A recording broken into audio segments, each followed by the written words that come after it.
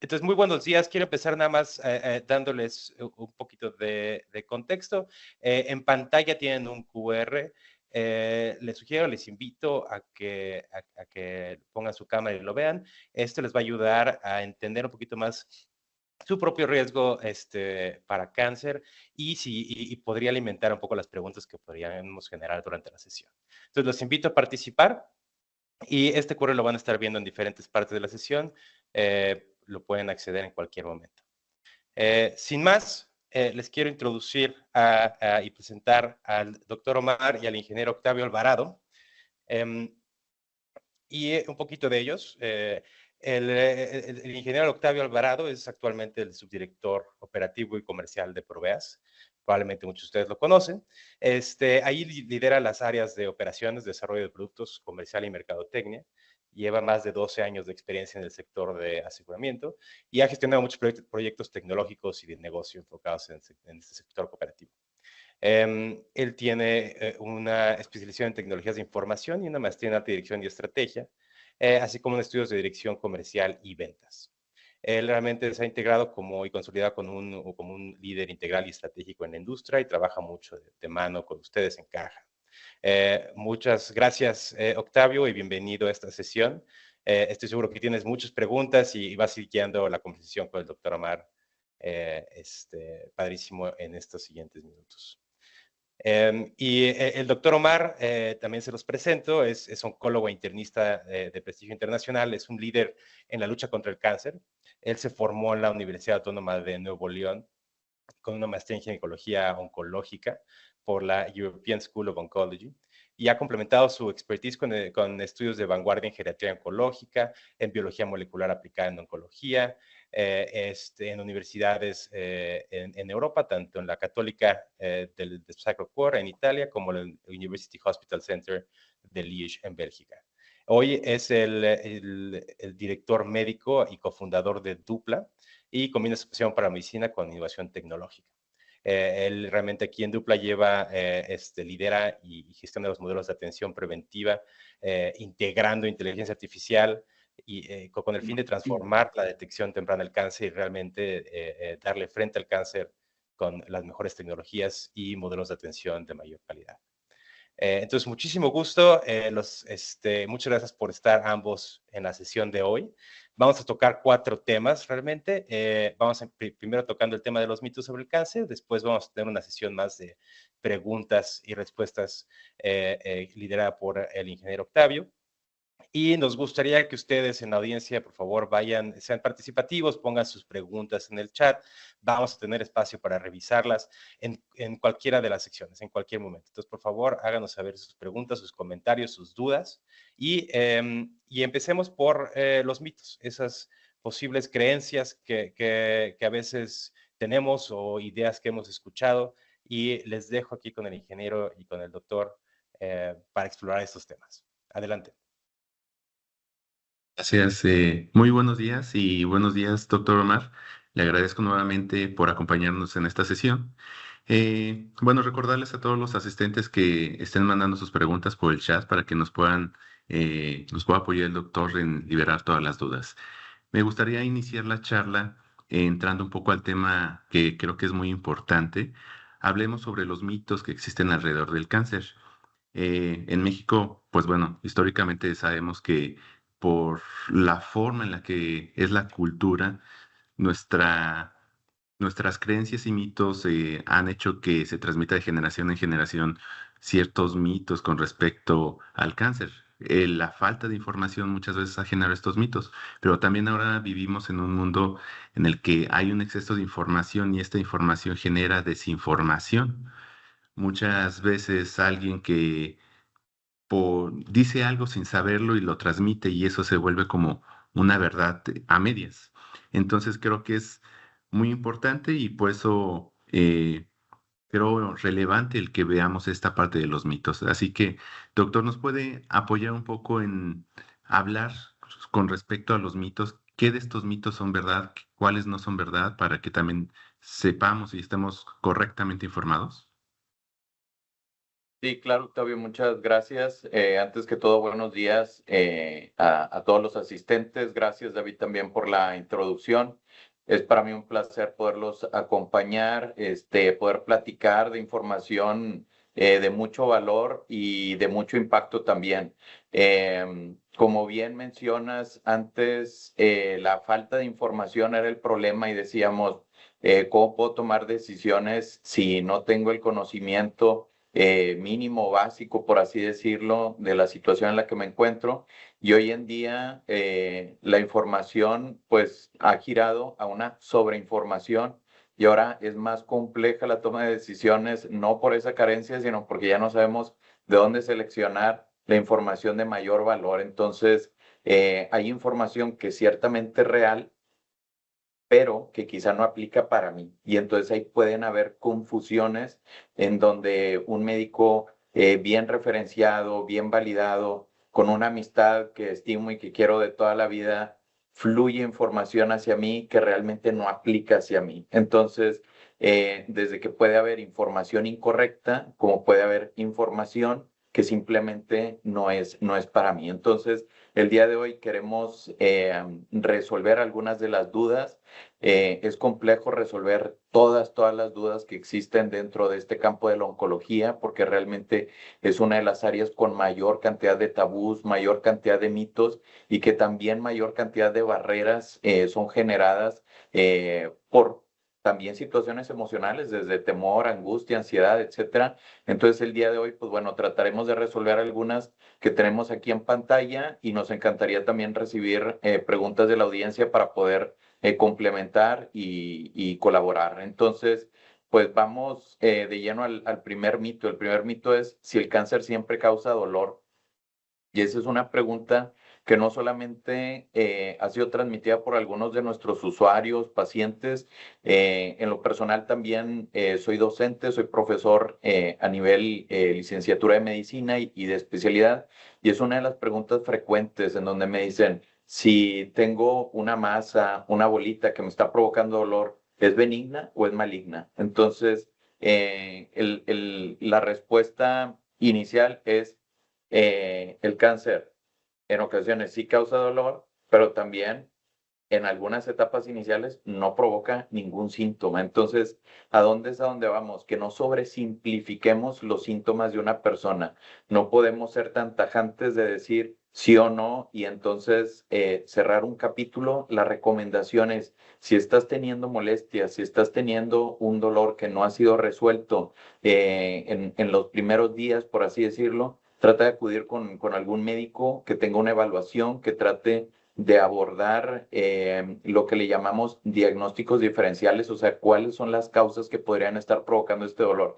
Recuerden que la inmensa mayoría de las ocasiones son cuestiones benignas y cuestiones benignas pues puede ser desde un proceso infeccioso, desde algunas masas que a veces los médicos transmitimos como quistes, acúmulos de grasa, por ejemplo, que uno lo palpa y no provoca dolor y sin embargo algún contexto adicional puede cambiar, digamos, esa historia y ahora sí provocar dolor. Entonces, la respuesta corta es acude con tu médico, que tengas una evaluación profesional y que te pueda orientar, porque ciertamente el cáncer en etapas muy tempranas no provoca ningún síntoma y sin embargo en etapas avanzadas sí es un síntoma frecuente.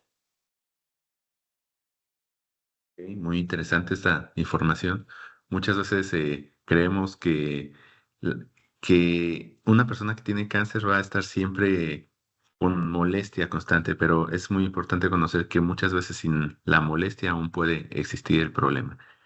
Eh, con respecto al siguiente mito, si tengo un tumor, ya abordabas un poco al respecto, pero ¿cómo podemos saber que realmente puede llegar a ser cáncer si siempre va a generar, vamos a obtener la respuesta de una biopsia o necesitamos algo más para poder tener información de si se puede desarrollar cáncer? Sí, pues miren, primero me gustaría transmitir que los médicos tenemos todo un lenguaje, ¿no? Creamos muchas palabras y nuestros usuarios, pacientes, familiares, pues a veces se sienten confundidos con todo este argot médico. Entonces, para empezar, la palabra tumor, ¿qué significa? Tumor, en lo global, nosotros decimos que es una masa. Entonces, el médico puede utilizar la palabra tumor, ciertamente, puede utilizar la palabra masa, puede utilizar otras palabras como bolita o lesión. A veces decimos lesión y uno dice, bueno, para mí una lesión es que me pegué y me lesioné. Pero a veces el médico, cuando está viendo un estudio de imagen y ve un tumor o una masa, dice, ahí encontramos una lesión. Y eso puede provocar confusión, ¿ok? Entonces, hay otras denominaciones como nódulos, y nódulo también se refiere a una masa, a una bolita, por así llamarlo, y recordar que la inmensa mayoría de las masas en una persona suelen ser de carácter benigno. Ahorita mencionaba quiste, y entonces quiste también es algo que suele ser transmitido en algunos estudios de imagen como ultrasonido, en donde detectamos una bolita llena de líquido. Y esas bolitas llenas de líquido o quistes simples, realmente, si uno lo palpa, por ejemplo, en el pecho, puede sentir un quiste y se siente como una masa, como un tumor. Y el médico palpa y dice, sí, sí tienes un tumor, y uno se asusta porque piensa, ya me dijo que tengo un tumor, seguro me está diciendo que tengo cáncer. Y no necesariamente es así, ¿ok? Entonces, como bien mencionas, para poder llegar a un diagnóstico certero de que esto es cáncer o no es cáncer, necesitamos tomar una muestra de tejido. Una de las estrategias más simples, de menor invasión, es mediante una biopsia. Y la mayoría de las biopsias se pueden hacer con una punción con una aguja. Hay un tipo de aguja muy delgadita que incluso le llamamos aguja fina, y hay otra que le llamamos aguja gruesa, y existe una diversidad de tipos de biopsia. Me parece que más adelante podemos abordar un poco más cuáles son los tipos de estudios diagnósticos, pero para concluir con este segundo mito, no todos los tumores son igual a cáncer, y necesitamos avanzar un proceso diagnóstico para poder declarar si es benigno o maligno. Ok, muy bien. Sí, otra palabra que también creo que por cultura asociamos algo malo es la parte de las biopsias. Lo relacionamos con que es algo malo. Pero bueno, pasando al siguiente mito, ¿el cáncer es curable o es incurable? Pues mira, para sorpresa yo creo que de muchos, el mensaje que se deben de llevar es, la mayoría de las personas que se diagnostican con cáncer se curan. Y habitualmente uno piensa que es al revés. Entonces, ¿qué quiere decir la mayoría? Por lo menos el 60%. Ahora, ¿por qué estamos el día de hoy aquí? Porque queremos hablar, para empezar, también de detección oportuna.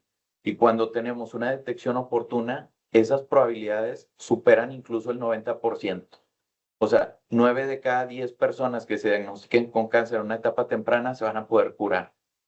Es cierto que la palabra cáncer engloba una amplia variedad de enfermedades. O sea, cáncer realmente no es una sola enfermedad. Hay diferentes tipos y subtipos, y estos porcentajes es cierto que pueden variar, pero el mensaje principal es, el cáncer sí se cura, y las probabilidades más altas son cuando los diagnosticamos en etapas tempranas.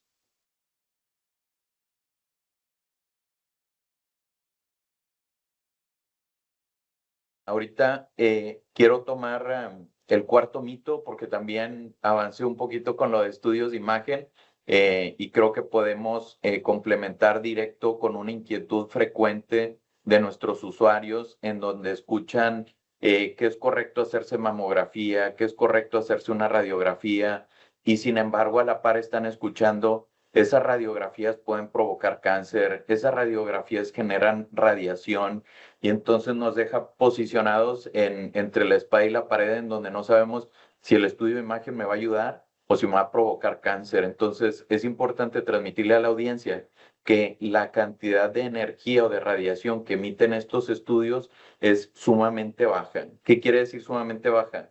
Que podemos incluso recibir mayor cantidad de radiación solar en el día a día que la radiación que emiten estos estudios. Existe una definición desde la perspectiva médica técnica, en donde evaluamos la seguridad de estos estudios y decimos, es tan baja la probabilidad de daño que podemos ir y hacerlo fiable para los usuarios. Entonces, todos estos estudios que les llamamos de tamizaje o de detección oportuna, la probabilidad de causar daño es tan baja que el beneficio supera por mucho ese mínimo riesgo. A veces me dicen, Omar, simplifícame las cosas. Ese mínimo riesgo, ¿qué quiere decir? Menos del 0.1%. Entonces, ya estarnos preocupando por rangos de ese tamaño, yo les digo, cuida tu salud, ve al estudio de imagen recomendado y vamos a tener mayor claridad del estado de salud en el que nos encontramos. Creo que vale más la pena realizarse los estudios para poder atender a tiempo que tener algún problema mayor. Bueno, me parece muy interesante. Podemos continuar con algunos adicionales, como también hay un mito que habla mucho sobre si el cáncer, si estoy en contacto con alguien que tiene cáncer, me lo puede pegar. ¿Realmente es algo que se pueda transmitir? Y mira, esa es una preocupación y un mito que ha nacido de un dato real y que se convirtió en una mentira, por así decirlo. ¿Qué quiere decir eso? Que, por ejemplo, existen cánceres que se detonan de la transmisión de un virus. Uno muy frecuente es el cáncer de cérvix. El cáncer de cérvix es desarrollado por un virus que se llama virus del papiloma humano, que propiamente se transmite como una enfermedad de transmisión sexual. Entonces, de ahí suele generarse el temor que una persona que ha desarrollado cáncer ahora me va a transmitir el cáncer. Eso es totalmente incorrecto, ¿ok? ¿Existen otros virus diferentes del virus de papiloma humano que pueden provocar cáncer? Sí, existen otros. Por ejemplo, los virus de la hepatitis B y C. Eso de B y C son virus de la hepatitis crónicos que pueden no solamente presentarse en el momento inicial donde nos da síntomas, sino mantenerse latente durante años, ¿ok? En donde surge otro mito. Existen los virus de la hepatitis A, que es, por ejemplo, la hepatitis que le da frecuentemente a los niños y uno se asusta y dice, oye, el doctor Omar dijo que un virus de la hepatitis y mi hijo se puso amarillo y le dijeron que tenía hepatitis, le va a dar cáncer. Él ya contagió a otro niño, le va a dar cáncer a ese otro niño. No, la respuesta es que no, ¿ok? Existen solamente algunos cuantos virus que pueden provocar un riesgo. Por otro lado, si me preguntan, oye, Omar, a mí me detectaron el virus, es el papiloma humano, aquí tengo el resultado. Pues bueno, deben de saber que nuestro cuerpo también tiene un sistema de defensa fenomenal y que en el 90% de las personas lo resuelve solo. O sea, no necesitamos un medicamento, un antibiótico o algo así. Lo que sí es cierto es que el otro 10% que se quede en nuestro cuerpo puede ir provocando en una cascada, por así decirlo, que al paso de los años desarrolla cáncer. Entonces, el mito nace de algunos argumentos reales y se convierte en mentira, por así decirlo, en muchos de los contextos. Es parte de la desinformación por tener tanta información. Exacto. Y en el siguiente mito habla de vivir con cáncer es vivir enfermo. Las personas que tienen cáncer siempre están en una condición, eh, digamos, en cama, con dolores frecuentes, todo. ¿Dejan de hacer su vida cotidiana? Mira, ese es un temor bien natural y muy genuino dentro de mi consulta. Yo como oncólogo, pues tengo personas que están dentro de tratamiento, que se han convertido honestamente en amistades mías al paso de los años, pero por supuesto que en ese momento inicial en donde diagnosticamos un tipo de cáncer y empezamos a explicar los tratamientos, una de las preocupaciones más habituales es como bien dices, si dentro de este proceso de tratamiento voy a estar nada más en cama, comiendo mínimas cantidades de cucharadas de algún caldito, y entonces dicen, si voy a estar en esa situación, prefiero no vivir. Y ese mito, la verdad, es que es totalmente falso. Tengo pacientes que se mantienen activos y me dicen, Omar, estoy dentro de un tratamiento de quimioterapia, hoy me siento fuerte, ¿puedo salir a caminar al parque? Sí. Tengo otros pacientes que también me sorprenden y me dicen, Omar, voy llegando al gimnasio, me sentí fenomenal. Entonces, tengo otros pacientes que también me ponen en jaque porque me dicen, Omar, yo no me siento enfermo. Yo porque tú me dices que tengo una enfermedad, pero me siento bien y están dentro de tratamiento. Entonces, vivir con cáncer no es igual a sentirse, verse enfermo, ¿ok?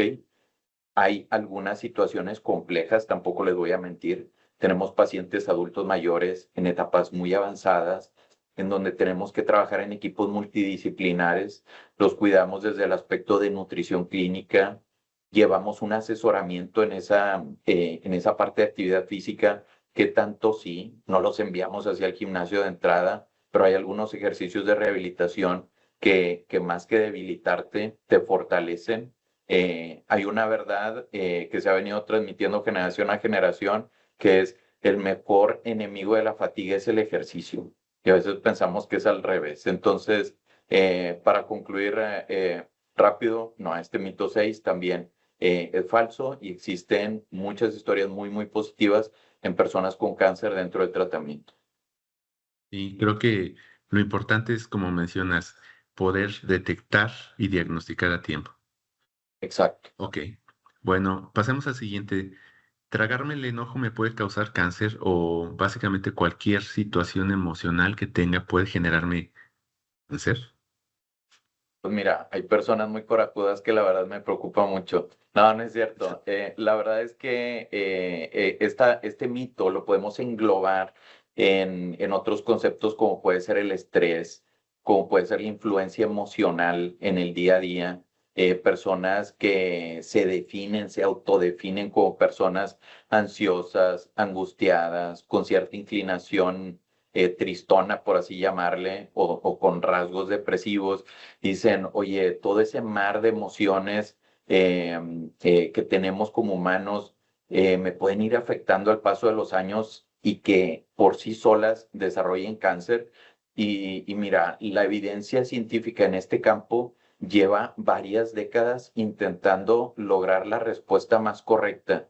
Y a lo que hemos concluido al día de hoy es que personas que están teniendo una dinámica de ese tipo suelen agregarse factores de riesgo que sí pueden desarrollar cáncer, como cuáles, por ejemplo, personas que tienen mucha ansiedad, mucha angustia, empiezan a fumar. Y entonces el tabaquismo desarrolla cáncer, sí. Otras personas con este mismo perfil empiezan a encontrar un espacio en la alimentación y empiezan a comer carbohidratos, kilocalorías de sobremanera y empiezan a acumular un tejido graso que nos lleva a obesidad. Y si me preguntas, ¿la obesidad desarrolla cáncer? Sí. Entonces, ¿a dónde voy? Que a veces el aspecto emocional negativo nos lleva a comportamientos de hábitos de vida deleterios o dañinos que sí pueden terminar concluyendo hacia cáncer. Pero al día de hoy decir, este fin de semana hice el coraje, familiar, con mi amigo, en el trabajo, lo que sea, y eso detonó en cáncer, la respuesta es no. Es como cuando dicen, hice un coraje y me dio diabetes, pero bueno. Exacto. Ok. Exacto. En el mito 8, si alguien de mi familia tuvo cáncer, ¿a mí me dará cáncer? Bueno, mira, hay varias formas de entender esto y de responder que no necesariamente es así, ¿ok?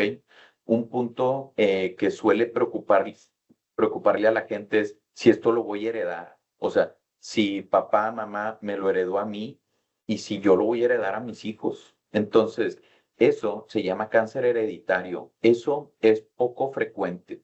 Poco frecuente, ¿qué quiere decir? Que de todos los cánceres que diagnosticamos, un 2%, quizá máximo un 5%, tienen este patrón hereditario. Entonces, para empezar, es poco frecuente. ¿Existe? Sí, sí existe. Es importante que lo hables con tu médico, con el oncólogo médico. Recordar que hay especialistas que se llaman genetistas clínicos. No hay muchos en el país.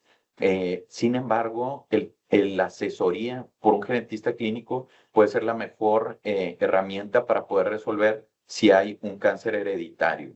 Ahora, suponiendo que la respuesta inicial es no, usted no tiene un cáncer hereditario, el hecho que mi hermano, mi hermana, mi papá haya tenido algún tipo de cáncer me ubica en un riesgo más alto en comparación de la población general, parte de la respuesta es que sí. Entonces, ¿eso a dónde nos lleva? Creo que el tercer contexto de mayor valor, empezar a tomar decisiones correctas en mi vida alejarme de factores de riesgo, incrementar factores protectores, ahorita los platicaremos, y entonces así disminuir esa probabilidad de desarrollar cáncer. Muchas gracias, Omar y Octavio. Aquí te tomo una ligera pausa para recordarles a la audiencia que pueden aquí a través de este QR acceder a un cuestionario que les va a ayudar a entender cuál es su riesgo y parte de entender su riesgo incluye pues entender cuáles son esos factores de riesgo, antecedentes en la familia que pueden existir. Entonces, si ven este QR, aquí lo pueden agarrar su cámara y darle clic. Y si no, este QR también va a estar en diferentes diapositivas en los siguientes minutos. También les recuerdo que nos manden sus historias, nos cuenten qué otras cosas han escuchado sobre el cáncer, que tengan preguntas y con mucho gusto los vamos resolviendo. Y sin más, pasamos a una sesión de discusión para que nos expliquen un poco más, Octavio, Omar, cómo se comporta el cáncer y nos metamos más a los detalles a los cuales platicaron ahora. Ok, muchas gracias. Bueno, es muy bueno estar informados y tener como que claridad en todos estos temas, así que creo que sería importante empezar a conocer un poco más de datos puntuales. Eh, Me gustaría empezar con la parte de la mortalidad. ¿Cuál es el impacto que actualmente tiene el cáncer en México? No sé si por las condiciones también culturales o de alimentación en México, los factores de cáncer tengan mayor impacto en México o estamos similares a otros países. ¿Qué nos puedes comentar de esto, Omar? Sí, mira, por un lado, saber que esta enfermedad tan compleja que es el cáncer ha venido incrementándose el número de casos. Ese número de casos es lo que le llamamos incidencia. Aquí lo vemos en el primer renglón de nuevos casos en el año con esta enfermedad. Y luego la pregunta es, de todos estos casos, si está influyendo en poner en riesgo su sobrevida, o sea, ese tema de mortalidad. Y tanto en nuestra región como en el mundo, sí hemos visto un incremento de casos, ¿ok?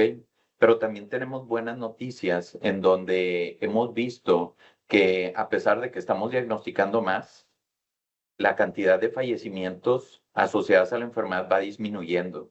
Y la pregunta más natural es, ¿por qué?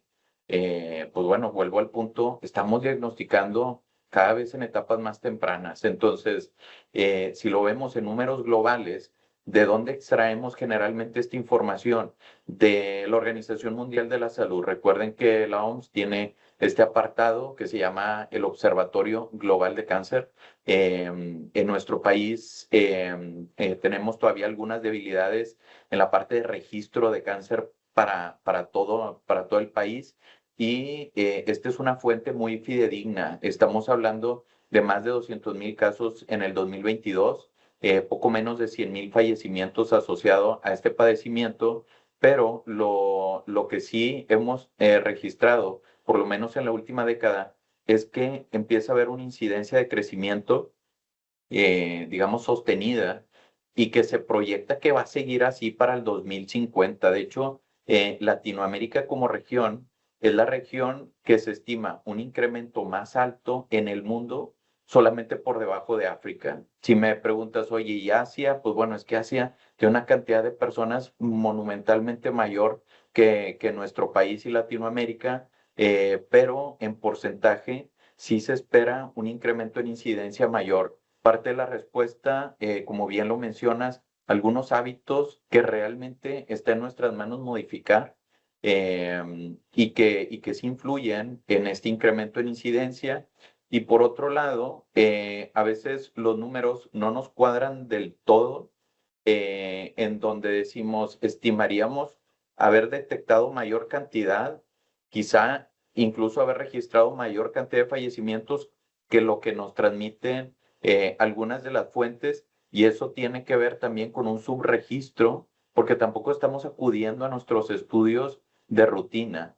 Esta gráfica a mí me encanta, digo, a veces es difícil tener lectura de las gráficas, no estamos muy habituados a leerlas, pero básicamente cada una de estas líneas representa algún tipo de cáncer. En verde estamos viendo, por ejemplo, cáncer de próstata, en morado uno de los cánceres más frecuentes como cáncer de pulmón, cáncer de mama en rosa, cáncer de colon en azul, cáncer de cervix o de cuello uterino en amarillo. Y como pueden ver, la mayoría de los gráficos tienen la misma tendencia de menor mortalidad, por lo menos en las últimas 2 décadas. Entonces, esas son las buenas noticias que queremos transmitir y que queremos reforzar que se ha logrado a través de detecciones oportunas. Hay solamente uno que nos hace mucho ruido, que es el cáncer de colon, que sí vemos un incremento. Y es un tema de preocupación porque es uno de los padecimientos que no solamente hemos visto un incremento en mortalidad, sino en su incidencia en personas cada vez más jóvenes. El cáncer de colon generalmente decimos que es un padecimiento del adulto que supera los 60 años, adultos mayores de 65 años, y sin embargo, personas entre los 40 y 50 años está viendo un incremento en su incidencia. Entonces, este apartado que estamos tocando mucho, a veces yo digo, es numerología, porque todos estos datos decimos, oye, son datos del mundo, ¿qué tanto se ajustan a mí como persona? Entonces, aquí concluyo y los invito a entrar al QR, porque con este formulario podemos responder algunas preguntas sencillas y dimensionar qué tan cerca está el cáncer en una persona como yo. O sea, no me hables de todas las personas en el mundo, de todas las millones de personas en el mundo tan diferentes unas a otras. Quiero saber una persona como yo, que sí tengo obesidad o no tengo obesidad, o que sí fumé o no fumé, que sí tengo un familiar o no tengo un familiar, que tengo 30 años, 60 años. Entonces, todos estos datos no necesariamente se ajustan para cada uno de ustedes. Entonces, para tener la información más adecuada, pues bueno, el equipo de Proveas, Caja Popular, ha hecho este gran esfuerzo en poder facilitar este tipo de asesoramientos, de formularios que puedan dimensionar el riesgo de cáncer para la población y pueden llenarlo. Este gráfico de PAI, pues bueno, nos deja muy en claro cuáles son los padecimientos más comunes. Básicamente, el mensaje más importante de estos 5 más frecuentes es que por lo menos en 4 de ellos tenemos algún programa de detección oportuna. Entonces, sí, el cáncer es un problema grande, pero también tenemos soluciones para la inmensa mayoría de ellos. Ok. Muy interesante toda esta información y gráficos. Y hablando, me quedaba una duda con respecto al de pulmones, TRAC y todo esto. ¿También la incidencia a la baja puede ir relacionada a la disminución de fumar? Sí, mira, de los últimos registros en nuestro país estamos viendo cierto grado de disminución en tabaquismo. Eh, el hombre hace algunas décadas fumaba cantidades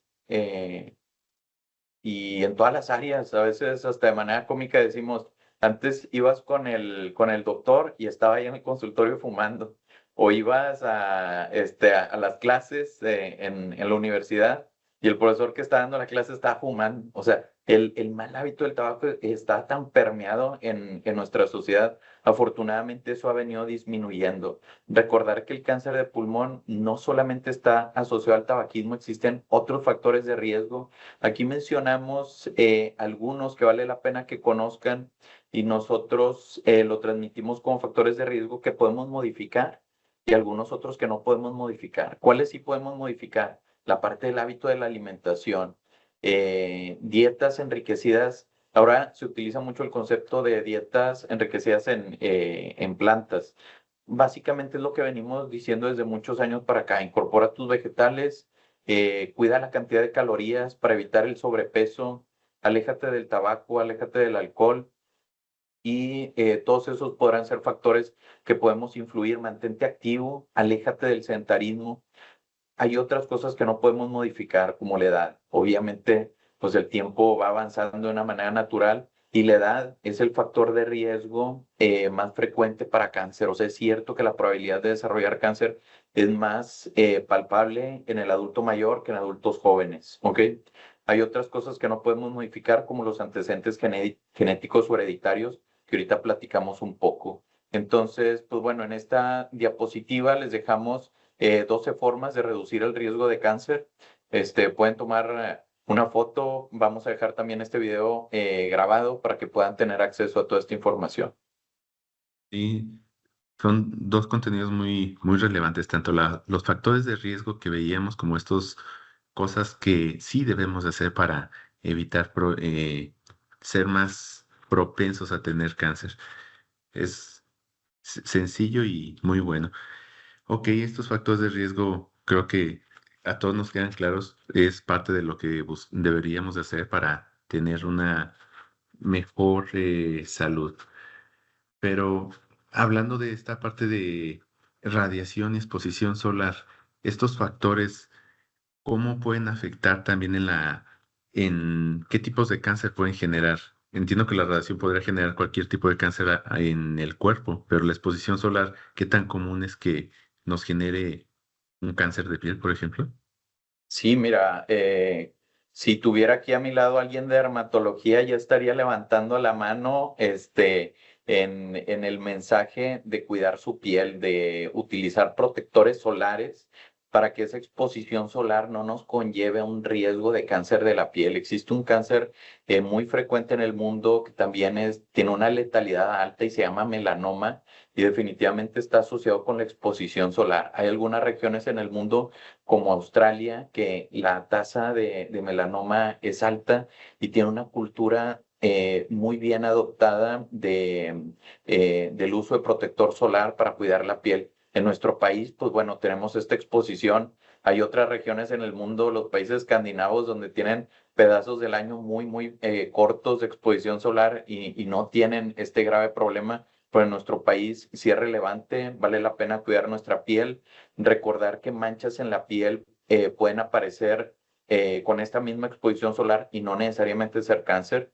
La recomendación es acude con un especialista, acude con un dermatólogo para que evalúe estas lesiones de la piel y que puedas tener un buen asesoramiento, un buen diagnóstico. La parte de radiación hay que diferenciarla de dos maneras. Por ejemplo, hay un tipo de radiación que fue utilizada algunas décadas anteriores en donde los equipos de radioterapia no podían controlar, decimos, o modular la intensidad de la radiación y conllevaba riesgos altos para la salud.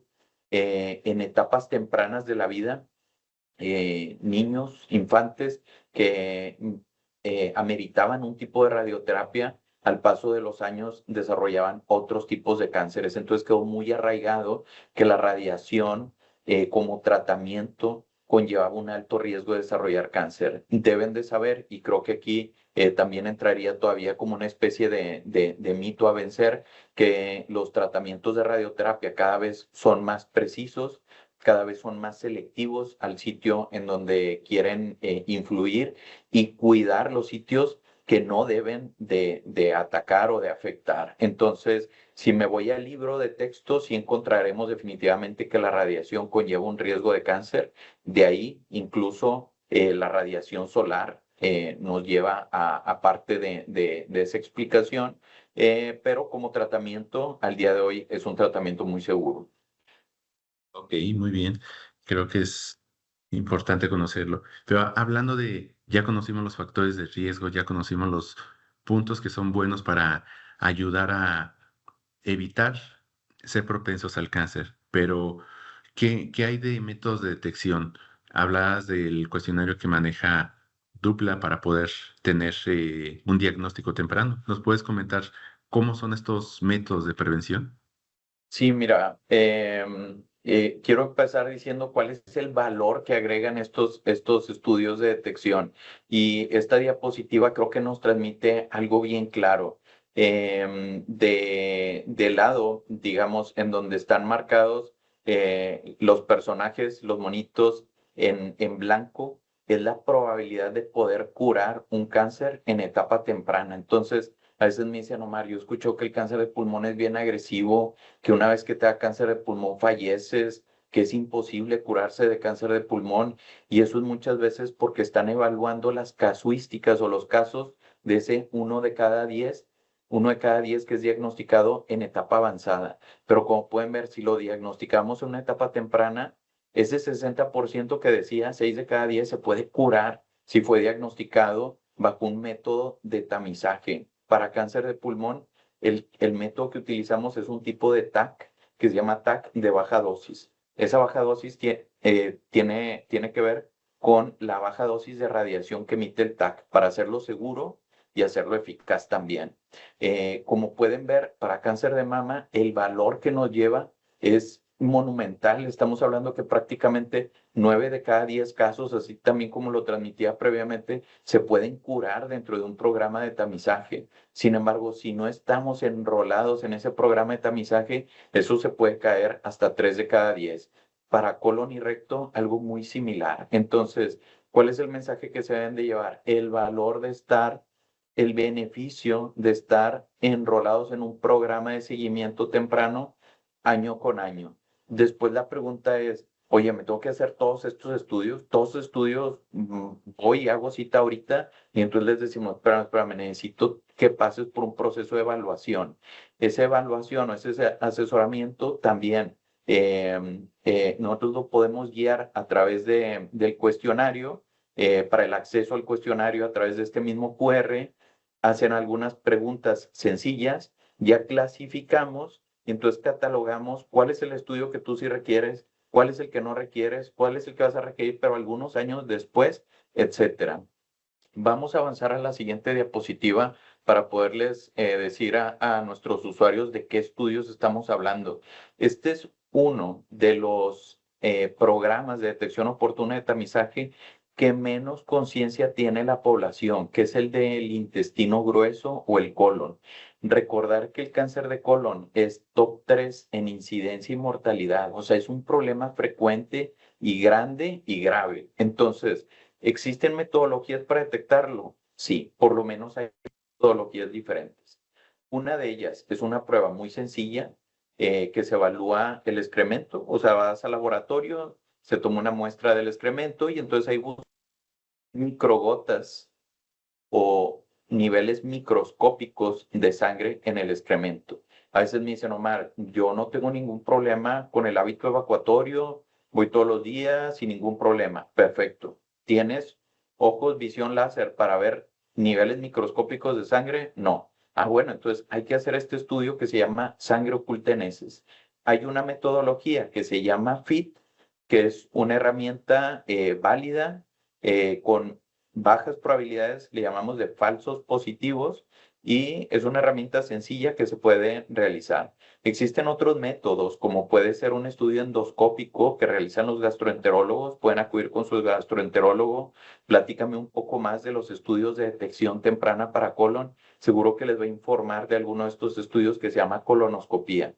La colonoscopía ayuda de manera monumental porque no solamente puede diagnosticar etapas tempranas de cáncer que se llaman pólipos. Los pólipos pueden degenerar hacia cáncer al paso de los años. Entonces, a través de una colonoscopia se encuentra el pólipo, se remueve y se evita que se desarrolle el cáncer, ¿ok? Entonces, la colonoscopia es una herramienta muy, muy buena, es la segunda herramienta que podemos utilizar. Y hay una tercera herramienta que se llama Colotac. Realmente es una tomografía. Muchos han escuchado, a mí me hicieron una tomografía. Hay un tipo de tomografía que se llama Colotac. Las tres modalidades existen en nuestro país. La facilidad, digamos, para poder acceder a cada una de estas, también tratamos a través de Dupla de asesorarlos, de auxiliarlos, siempre tratando de navegarlos para que puedan llegar a las opciones más correctas y más adecuadas para cada uno de ustedes. En la siguiente diapositiva podemos ver uno de los estudios más comunes que más transmitimos dentro de las campañas anuales. El mes de octubre se viste de rosa, pero queremos que sean campañas que se mantengan constantes durante todo el año. Recordar que la mamografía se debe realizar de manera anual, que el complemento con el ultrasonido de mama genera un mejor rendimiento o una mayor precisión, de tal manera que muchos centros radiológicos lo ofrecen como paquete de ultrasonido y mamografía. Aquí me gustaría transmitir algo importante. Aquellas personas que se realizan una mamografía y el radiólogo les dice que es conveniente complementar con un ultrasonido, no se me asusten que algo salió mal. Ese ultrasonido lo que nos da es información adicional, pero uno como usuario pues va, se realiza la mamografía y a la primera de cambio el radiólogo te dice, te tengo que hacer ultrasonido, y lo primero que uno piensa es, ya vio algo, ya salió algo mal. Y entonces se espera toda la semana el resultado con esa inquietud. Entonces recordar que el ultrasonido mamario es un complemento y no necesariamente son malas noticias. Al final del día, la manera para poder diagnosticar si hay cáncer o no es a través de una biopsia. La siguiente, otro de los estudios que más promovemos en el hombre es el antígeno prostático para el cáncer de próstata. Hay nuevas modalidades radiológicas como la resonancia magnética y de igual forma la biopsia es la manera más precisa de poder decir si estamos frente a un tipo de cáncer o frente a padecimientos benignos. Existe la hiperplasia prostática benigna, suelen ser temas que ve el urólogo. Si desean también un asesoramiento por nuestra parte, encantados de poderlos asesorar, porque hay síntomas muy frecuentes urinarios como la dificultad para orinar, algunas personas que llegan a notar sangre en la orina. No necesariamente eso proviene de la próstata, puede venir del resto de la vía urinaria, como es la vejiga, como es el riñón. Es importante tener un asesoramiento. La siguiente y última, veo que se nos está consumiendo el tiempo, pero como pueden ver, creo que es información muy valiosa, que queremos transmitir el estudio de cervix del útero. Pues bueno, el Papa Nicolau no nos cansamos de promoverlo. Empezar desde edades jóvenes, a partir de los 20 años. Existe un segundo estudio que se llama la detección de la prueba de virus de papiloma humano, en donde se recomienda a partir de los 30 años. Es una metodología muy precisa para decir si está presente este virus, que es el que detona el cáncer de cervix. Y aquí nada más una intervención rápida, Omar. Con respecto al tiempo, nos vamos a quedar unos minutos más. Empezamos un poco tarde, entonces queremos regresarles tiempo a la audiencia. Si se pueden quedar unos 10 minutos más, pues vamos a estar explicando este tema de detección y llegar a las preguntas que sé que han estado poniendo en el QA. Muchas gracias. Muchas gracias, David. Y bueno, pues de mi parte, para concluir en este apartado, algo de mucha importancia es que no todos estos estudios son necesarios para todas las personas. Por ejemplo, frecuentemente me dicen, Omar, ¿me puedo hacer un TAC de tórax de baja dosis para lo de pulmón? A mí me da mucho miedo eso, lo del pulmón. Y les decimos, a ver, necesitas primero una evaluación para ver si lo requieres o no lo requieres. ¿Quiénes sí lo requieren? Generalmente lo recomendamos para personas mayores de 50 años que han tenido un hábito de tabaco de muchos años, generalmente decimos más de 10 años, ¿ok? Lo más tradicional, pues bueno, depende de una evaluación de cuántos cigarrillos fumas al día, ¿verdad? Porque hay algunas personas que quizá fumaron solamente 5 años, pero se echaron 3, 4 cajetillas al día, y eso desde los 5 años de haber estado fumando se lo tienen que revisar. Hay algunas otras personas que me dicen, oye, Omar, yo no fumé, pero estuve viviendo al lado de un fumador 20 años. Entonces, esa exposición de segunda mano también nos puede llevar a recomendar este estudio que se llama tomografía de baja dosis.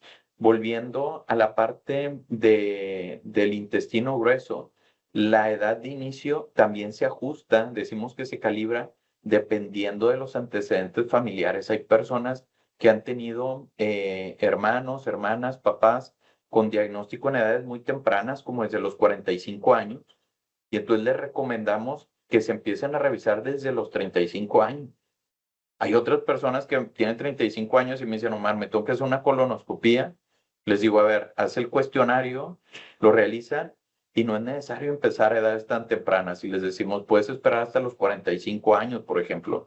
Entonces, como pueden ver, no siempre es la misma respuesta para todas las personas. Es importante clasificar, evaluar, para así poder asesorar cuál es el estudio adecuado para cada uno de ustedes. Ok, muy interesante toda la información. Eh, una duda que también por aquí traemos es, ¿qué papel juegan las vacunas en la prevención? ¿Hay vacunas que pueden ayudar a prevenir el tema del cáncer? Sí, mira, has tocado un punto de mucha relevancia global. En la actualidad ha tomado cada vez mayor revuelo. Una respuesta simple para empezar es el programa de vacunación para el virus de papiloma humano. O sea, el cáncer de cervix lo podríamos erradicar si vacunáramos a nuestra población. Australia es uno de los países también con mayor avance en estos programas de prevención y de vacunación para cáncer de cervix, y estiman que para el 2050 se puede erradicar el cáncer de cervix. Entonces, es algo muy valioso. Estamos impulsando a que las mujeres se mantengan en estos programas de Papa Nicolau, de detección de VPH, pero también tratamos de promover que desde edades tempranas, 9, 11 años, puedan tener acceso a la vacuna contra el virus de papiloma humano y de esa manera evitar la infección y evitar el desarrollo de un cáncer de cervix a lo largo de la vida. A veces también me dicen, oye Omar, pero no está muy cara la vacuna. Y yo les digo, mira, si tuvieras el rostro de una madre que está acompañando a su hija que diagnosticaron con un cáncer de cervix, que está pasando por un proceso de tratamiento de quimioterapia, radioterapia, si yo le preguntara a esa madre, ¿cuál es la mejor inversión que hubieras hecho en tu vida, por así decirlo? Si yo te dijera que existe una vacuna que pudo haber evitado el desarrollo de ese cáncer y cuesta 5,000, 8,000 pesos, ¿te parece una inversión que llevarías a cabo? Yo estoy seguro que van a decir, claro que hubiera luchado mi vida por acceder a esa vacuna.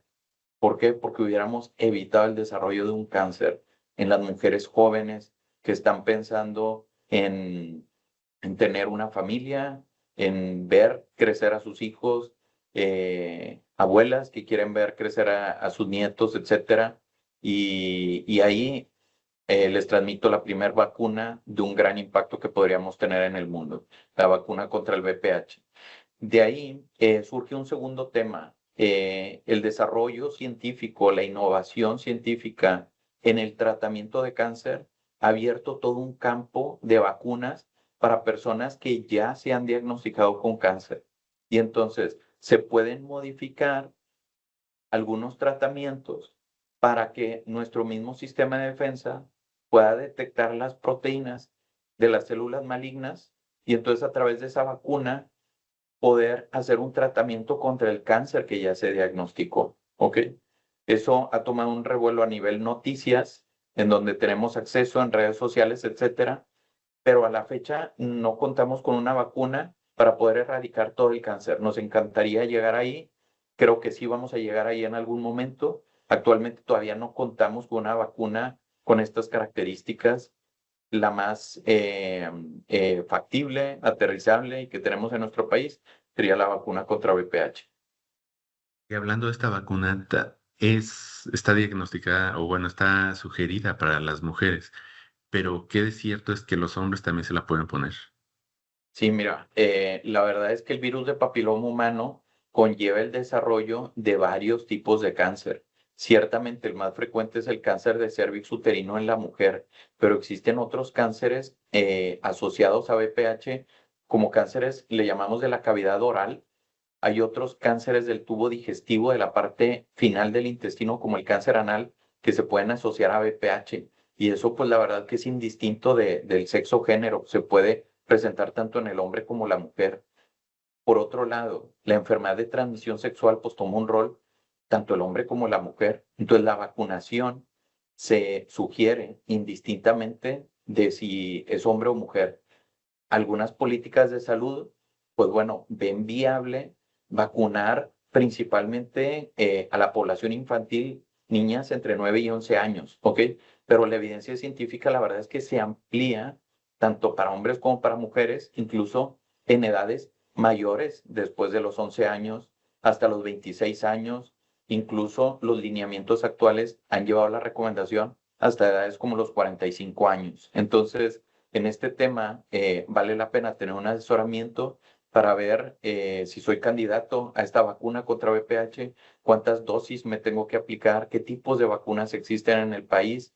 Hay algunas que cubren contra dos, les llamamos serotipos, hay otras que cubren hasta 9 serotipos diferentes. Gracias, Octavio y Omar. Quisiera tomar este espacio para mostrarles un poco las preguntas que han salido de la conversación, de la audiencia. Omar, no sé si nos puedes ayudar a atacarlas directamente. Sí, claro, pues mira, dando lectura a la primera y gracias por compartir sus inquietudes. Uno de nuestros asistentes menciona si será útil conocer con precisión de qué tipo de cáncer fallecieron mis tíos. Entre paréntesis menciona hermanos de mi mamá.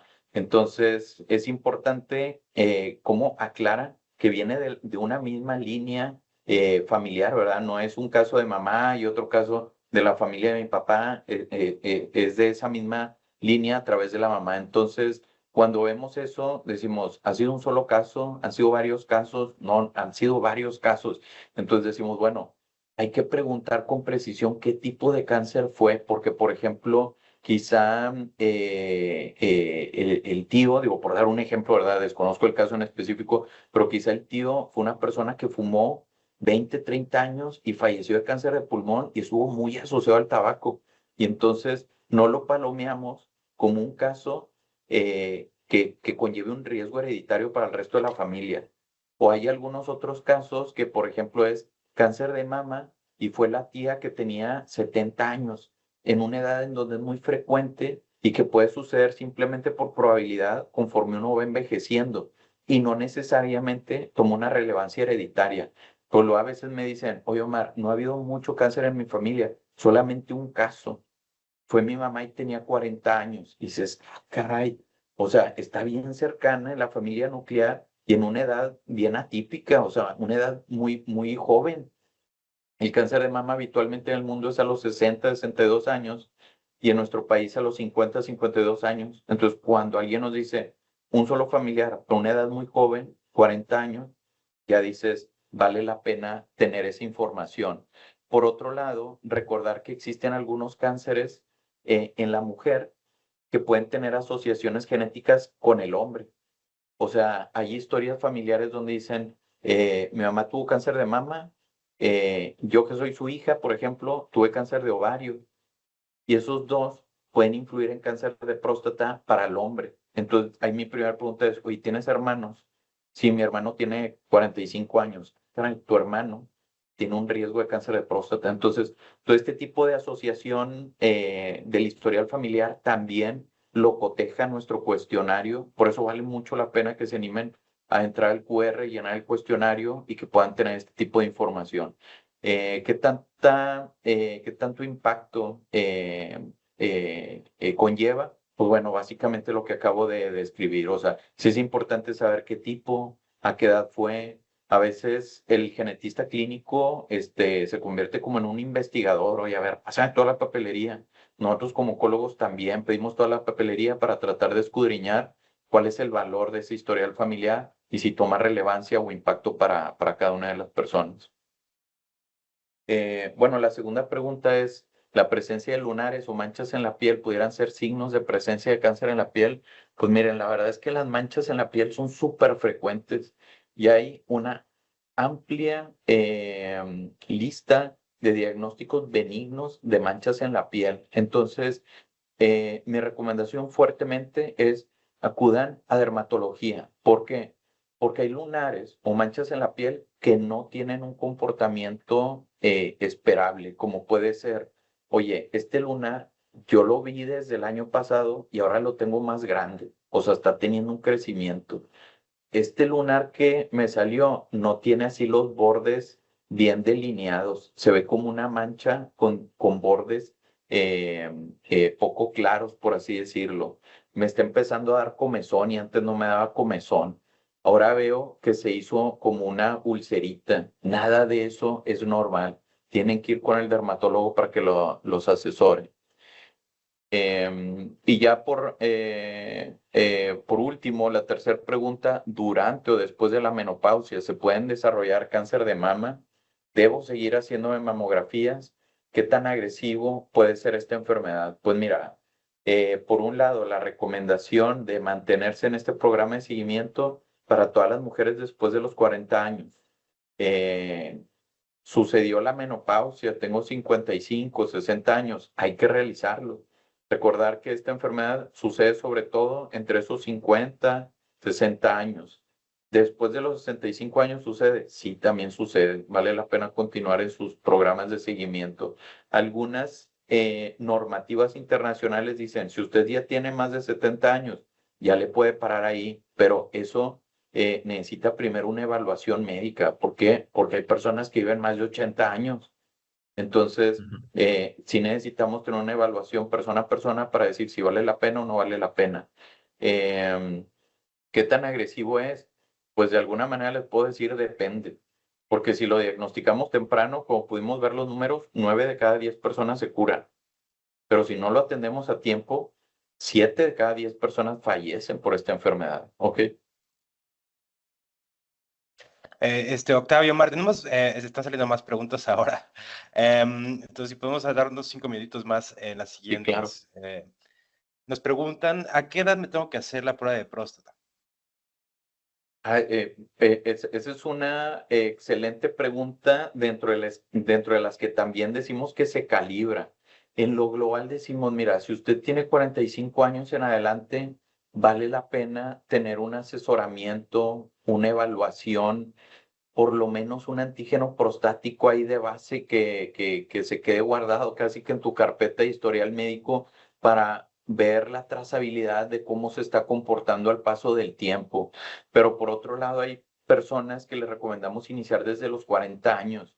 ¿Por qué? Porque empezamos a edades más tempranas. Oye, porque mi papá tuvo cáncer de próstata, mi tío tuvo cáncer de próstata, mi hermano tuvo cáncer de próstata. Entonces eso empieza a duplicar, cuatruplicar, a veces hasta 7 veces más alto el riesgo en comparación de la población general.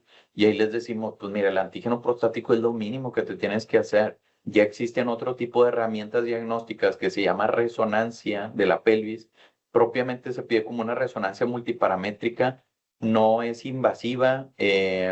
Cada vez la tendencia científica actual en México, en Inglaterra, en Estados Unidos, está sustituyendo este tipo de herramientas radiológicas por encima de la exploración física. La exploración física hay que recordar que se ha convertido en una barrera, en un tabú enorme en nuestra población. Octavio hablaba de la cultura mexicana. Los hombres se alejan de los consultorios porque dicen, oye, es que van a tener que hacer una exploración digital. Yo no quiero pasar por ese tipo de evaluación. ¿Qué puedo hacer? Pues bueno, te puede realizar un antígeno prostático que lo evalúe el equipo de dupla, que lo evalúe tu urólogo de confianza. Existe esta otra metodología que se llama resonancia multiparamétrica y esa nos permite no solamente definir si está pasando algo de preocupación, sino si se requiere o no se requiere una toma de biopsia. Excelente, muchas gracias, Omar. Últimas 2 preguntas y vamos cerrando. Nos pregunta Pilar, ¿qué opinan sobre el costo y el acceso a la vacuna del VPH? Pues miren, Dupla también hace un gran esfuerzo, una labor de gran compromiso de buscar en todo el país en donde estén ubicados nuestros usuarios, en donde esté el acceso a la vacuna. A algunas instituciones de salud de nuestro país las ofrecen de manera gratuita. Entonces, por eso a veces les preguntamos, ¿en dónde está usted ubicado? ¿Cuál es su código postal? Para tratar nosotros de mapear y buscar los sitios en donde pueden tener acceso a esta vacuna. No necesariamente se tiene que comprar la vacuna. Recordar que se puede tener acceso a través de algunas de las instituciones de salud de nuestro país. Algunas hacen campañas y nosotros que estamos pues bien abocados en el tema de salud, estamos al tanto de algunas de estas y los asesoramos y les decimos, ve al instituto o ve a tal hospital, ahorita están vacunando, y listo. Y en algunas ocasiones dicen, Omar, para mí es muy complejo ir a la institución, todos sabemos las barreras que a veces tienen algunos hospitales, consultas altas, programaciones tardías, etcétera. Entonces les decimos, bueno, existen aquí algunas clínicas calificadas en donde sabemos que tienen todos los procesos de seguridad para trazar y seguir el uso correcto de la vacuna y pues bueno, que genere un costo y que se pueda acceder a la misma. Gracias, Omar. Y por último, nos pregunta Judith, en la etapa de lactancia, al no poder producir suficiente leche materna, se puede producir fibrosis en estos conductos y esto derivar a un cáncer de mama. Bueno, la lactancia por sí misma es un factor protector de cáncer de mama. O sea, la lactancia es una bendición de la naturaleza que facilita que las células de la glándula mamaria pasen por un proceso de maduración que disminuye el riesgo de desarrollar cáncer de mama. Entonces, la lactancia, punto número 1, es un factor protector, es una bendición que ayuda a la mujer. En ocasiones, sí llega a haber mujeres en donde se acumula algunas masas en la glándula mamaria y eso nos puede jugar a veces en contra para el diagnóstico temprano de cáncer de mama, ya sea durante el embarazo o en el primer año después del embarazo. Tenemos historias que nos duelen mucho en donde dicen, Omar, yo tengo una masa en el pecho que no tenía, estoy lactando y me dicen que pues es un acúmulo de leche y no se me ha quitado y estoy haciendo masajes y compresas tibias y yo ahora noto que ha crecido y me siguen diciendo que es un acúmulo de leche. Y entonces les decimos, ciertamente puede ser la explicación de algo benigno, pero también pudiera estar sucediendo algo que se llama cáncer de mama en el embarazo, que insisto, por definición, no es solamente dentro del periodo del embarazo, sino también dentro del periodo de lactancia. Entonces, ahí vale la pena acudir con el especialista. Hay varios especialistas que pueden asesorar en esto, no nada más el ginecólogo, no nada más el mastólogo, no nada más el cirujano oncólogo, el oncólogo médico, etcétera, para poder hacer una evaluación, solicitar un estudio de imagen, una mamografía, un eco de mama y poder ver si eso es algo de preocupación o no. Pero como tal, que la lactancia conlleve un segundo paso de fibrosis y que eso conlleve un riesgo de cáncer, mi consejo sería que no funciona bajo ese proceso como tal. Excelente. Muchísimas gracias, doctor. Muchísimas gracias, ingeniero Octavio. Se nos acaba el tiempo. Sin embargo, pues bueno, les queremos agradecer a toda la audiencia por estar aquí, por enviarnos sus preguntas. Tienen acceso a este servicio. Utilicen su cámara para ver el QR o el Bitly, el vínculo hacia el cuestionario, lo pueden acceder en el chat. Y pues busquen a Proveas, busquen a Caja para preguntar cómo acceder a más beneficios. Y les esperamos comunicar más y compartir más información en las siguientes semanas. Muchísimas gracias por su participación y de nuevo gracias, Omar y Octavio. David, no quiero dejar de agradecerte a ti, agradecerle por supuesto a toda la audiencia que se conectó en este sábado matutino y por supuesto agradecerle a Octavio, a todo el equipo de Proveas, de Caja Popular por facilitar esta información de salud que yo siento que es de mucho valor, mucha relevancia para nuestras comunidades. Que tengan un feliz fin de semana. Un abrazo para todos. Muchas gracias David por compartirnos esta información tan valiosa, tan oportuna y reiterar la importancia de la prevención. Como lo dijiste, si se diagnostica a tiempo, tiene un alto nivel de posibilidades de que se curen. Entonces, la importancia de la prevención es muy importante y con Dupla, pues bueno, podemos diagnosticarnos a tiempo.